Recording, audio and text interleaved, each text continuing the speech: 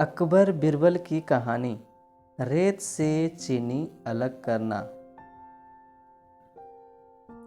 एक बार बादशाह अकबर, बिरबल और सभी मंत्रीगण दरबार में बैठे हुए थे।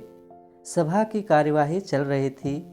एक एक करके राज्य के लोग अपनी समस्याएं लेकर दरबार में आ रहे थे।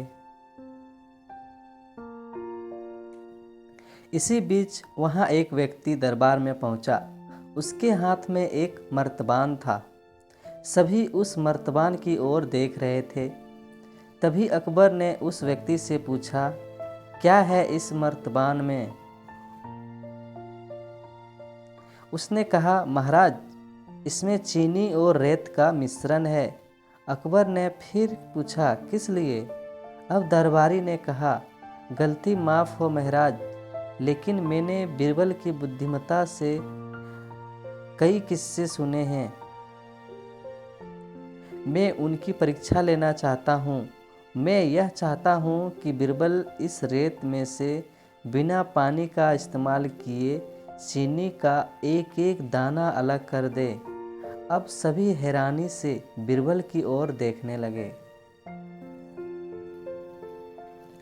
अब अकबर ने बिरबल की ओर देखा और कहा, देख लो बिरबल, अब तुम कैसे इस व्यक्ति के सामने अपनी बुद्धिमत्ता का परिचय दोगे?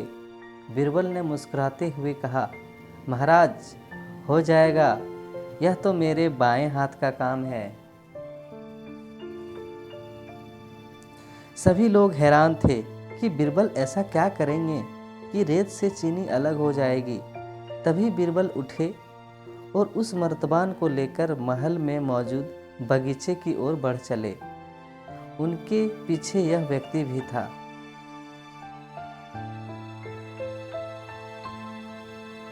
अब बिरबल बगीचे में एक आम के पेड़ के नीचे पहुँचे। अब वह मर्तबान में मौजूद रेत और चीनी का मिश्रण को एक आम के पेड़ के चारों तरफ फैलाने लगे।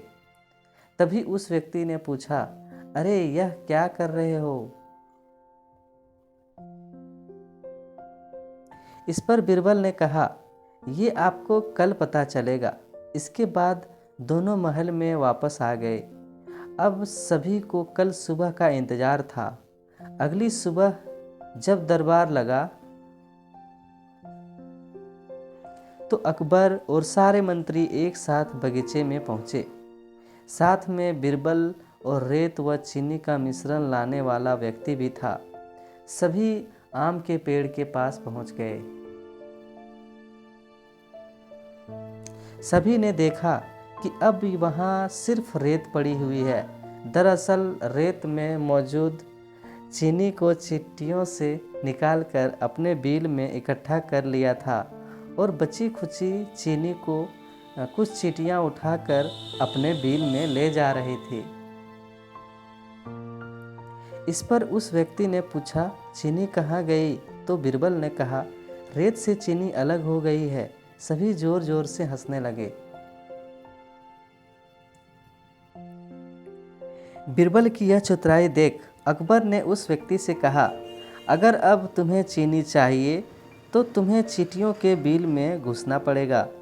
इस पर सभी ने फिर से ठहाका लगाया और बिरबल की तारीफ करने लगे।